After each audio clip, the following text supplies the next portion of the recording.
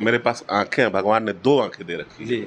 मुझे वहाँ दिख रहा है कि विधायक जो हैं पत्रकार का माइक छीन रहे हैं और उसको धक्का दे रहे हैं और गंदी गंदी गालियाँ दे रहे हैं कि महागठबंधन की सरकार बनी है तो सबसे पहले शुभकामना देंगे। मुझे आशा है कि छोटे भाई तेजस्वी यादव और हमारे उप मुख्यमंत्री जी और नीतीश कुमार जी इस बार शायद लगता है कि कुछ सुधार होगा कि सत्ता में भी रहकर हर विद्यालय से वो पैसा वसूलते थे, हर विद्यालय से पैसा लेते थे, तो अब बता रहे हैं कि भाई अब सत्ता में नहीं है। बात बताइए, अपराधी किस्म का अगर आदमी है, जेल जा चुका है, तो उसको पुलिस प्रशासन न मार सकती है, अरेस्ट कर सकती है, कोई भी पकड़ के मार देगा। ये बात की आवाज़ वो विधानसभा में और ये सारण अधीक्षक से नहीं उठा सकते हैं।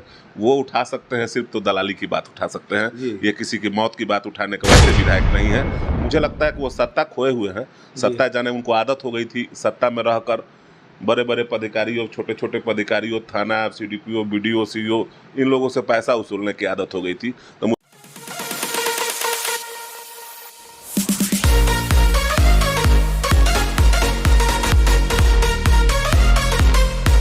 नमस्कार, आप देख रहे हैं सूचना केंद्र, मैं जितेंद्र कुमार।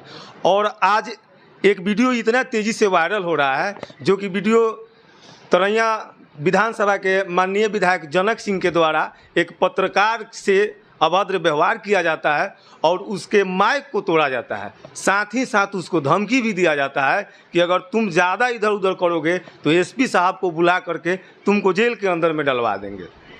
इसी विषय को लेकर के मैं यहाँ पे मशरक में पहुँचा हूँ सुधीर भैया जी के पास, और इनसे जानना चाहूँगा कि आए दिन पत्रकारों के साथ बदसलूकी की जाती है, तो उनका विचार इस पर क्या होगा। भैया स्वागत है। सबसे पहले मैं भी कल वीडियो देख रहा था जी, और वीडियो देखने से मेरे पास आंखें हैं, भगवान ने 2 आंखें दे रखी है।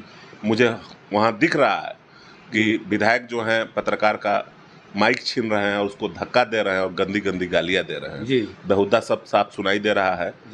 तो मुझे लगता है कि सारण अधीक्षक हमारे SP साहब संतोष राय जी भी, उनके पास भी 2 आंखें हैं और उन आंखों से अगर वो देखेंगे तो कहीं ना कहीं उनको जायज़ और नाजायज़ का फैसला करना होगा। और जायज़ नाजायज़ में मुझे लगता है कि विधायक पर उस पत्रकार को मुकदमा दर्ज करना चाहिए, जाकर एक आवेदन उस थाने में देना चाहिए कि मेरे साथ हादसा हुआ है, अगर ऐसा कभी भी कोई हादसा होता है आपके साथ तो आपको एक प्रशासन का सहयोग जरूर लेना चाहिए, आप लोगों को जाना जरूर चाहिए।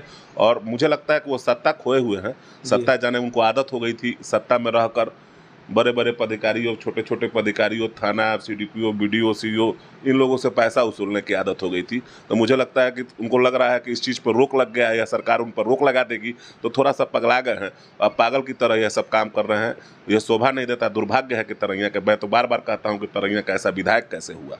सर अभी भी मतलब तरैया विधानसभा में ही पानापुर प्रखंड आता है, जहाँ पर आए दिन मतलब 10 दिन 12 दिन के अंतराल में जहरीली शराब पीने से कुछ लोगों की मृत्यु हुई, जहाँ पर विधायक जी को जाना चाहिए था लेकिन विधायक जी नहीं पहुँचे। और पत्रकार का यही सवाल था, लेकिन उन्होंने सवाल पूरा नहीं सुना और पत्रकार के साथ बदसलूकी किया। देखिए जहरीली शराब के कांड तो पूरे सारण में, सबसे पहले तो खेद व्यक्त करता हूँ कि कहीं ना कहीं जितने भी घर के लोग इस यानी शराब पीने से मौत हो गई है, तो उन लोगों के लिए मैं दुख व्यक्त करता हूं। और मुझे लगता है कि बिना प्रशासन के मिली भगत के ये सब काम नहीं हो रहा है। और विधायक जी को एक जनप्रतिनिधि होने के नाते अपने क्षेत्र के वासी अगर उनको मर रहे हैं तो विधायक जी को जाकर ये बात की आवाज़ वो विधानसभा में और यह सारण अधीक्षक से नहीं उठा सकते हैं। वो उठा सकते हैं सिर्फ तो दलाली की बात उठा सकते हैं, ये किसी की मौत की बात उठाने का वैसे विधायक नहीं है। उनको उसमें कुछ फ़ायदा नहीं दिख रहा होगा, उनको जहाँ फ़ायदा दिखता है वो तभी जाते हैं। सर एक में भैया एक और बात है, ईसुआपुर प्रखंड के रामपुर अटौली में एक दलित कह सकते हैं उसको, क्योंकि दुसाध जाति का लड़का है, उसको मतलब घसीट कर मारा गया, यहाँ तक कि उसका नाखून उखाड़ा गया, पेचकस से गोद कर मारा गया।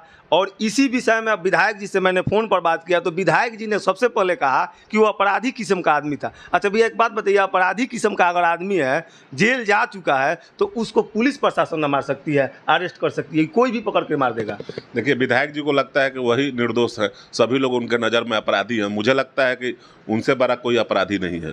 मुझे लगता है कि जितने लोगों से पैसा कौड़ी उछलना यह अपराध नहीं है क्या? जी बिल्कुल, यह सबसे बड़ी अपराध है कि अगर सूचना आप ले लें, किसी भी विभाग में चले जाएं, अगर हमारे माननीय जनक सिंह जी का नाम नहीं आए कि जनक बाबू पैसा, कोई भी अफसर से अगर आप माइक रख कर, कैमरा रख कर अगर नीचे रख कर पूछिएगा तो कहिएगा कि हम उनसे हैरान हो गए हैं, हमेशा फ़ोन करते हैं तो कभी पैसा मांगते हैं, कभी कुछ मांगते हैं। ऐसे विधायक हैं तो उनको तो सभी लोग अपराधी ही देखेंगे, क्योंकि उनको लगता है कि वो सबसे बड़े साधु हैं। सर चलते चलते एक सवाल आपसे एक और रहेगा कि अब हम लोग जितने भी रिपोर्टिंग करने के लिए विद्यालय में जाते हैं, पानापुर प्रखंड के ज़्यादातर विद्यालय करप्ट है, ना वहाँ पे शिक्षक समय से जाते हैं और ना ही पठन पाठन की व्यवस्था उपलब्ध है। और इसके बारे में अगर सवाल हमको करना हो तो जो सत्ता में लोग हैं उन्हीं से सवाल किया जाएगा। विधायक जी ने एक और बात का जिक्र किया कि हमारी सत्ता नहीं है। मैं विधायक जी से ये सवाल किया था, फ़ोन पे अभी बात हुआ तो उनसे सवाल किया कि सत्ता तो 5-6 रोज़ पहले गई है, इसके पहले तो आप ही सत्ता में थे। तो सत्ता में जब थे उस समय जब नहीं आप सुधार पाए तो अब अनशन करके कैसे सुधारेंगे? देखिए, एक जनप्रतिनिधि होने के नाते वो अपनी कमियां गिनवा रहे हैं कि सत्ता में भी रहकर वो हर विद्यालय से वो पैसा वसूलते थे, हर विद्यालय से पैसा लेते थे। तो अब बता रहे हैं कि भाई हम सत्ता में नहीं हैं, कि आप लोग देखिए। लेकिन मुझे लगता है कि उन पदाधिकारियों को ज़रूर सोचना चाहिए कि पानापुर विद्यालय में पानापुर शिक्षक अगर नहीं आते हैं, सरकार की पैसा जो है उसको उठाकर घर में रख लेते हैं, खा जाते हैं, लूट खसोट होता है, तो उन विद्यालयों की जाँच होनी चाहिए और विधायक जी को भी उन जांच में सहयोग करना चाहिए। तो मुझे सहयोग कम करते हैं, लेकिन उनको माल आ रहा है तो सहयोग क्या करेंगे? भैया जितने भी करप्ट अधिकारी हैं, पानापुर हो या सारण जिले के जो भी करप्ट अधिकारी हो, उनके लिए आपका क्या संदेश रहेगा? देखिए, महागठबंधन की सरकार बनी है तो सबसे पहले शुभकामना देंगे। मुझे आशा है कि छोटे भाई तेजस्वी यादव और हमारे उप मुख्यमंत्री जी और नीतीश कुमार जी, इस बार शायद लगता है कि कुछ सुधार होगा। थोड़ा सा इंतज़ार कीजिए। निश्चित है कि सरकार अभी जस्ट बनी है, आपको हर जगह दिखेगा कि यह सरकार काम करते, क्योंकि युवाओं की सरकार है, नौजवान की सरकार है, कहीं ना कहीं काम करते हुए नजर आएगा। अभी हम बात कर रहे थे मशरक के युवराज सुधीर सिंह जी से। मिलते हैं अगले वीडियो में, तब तक के लिए नमस्कार।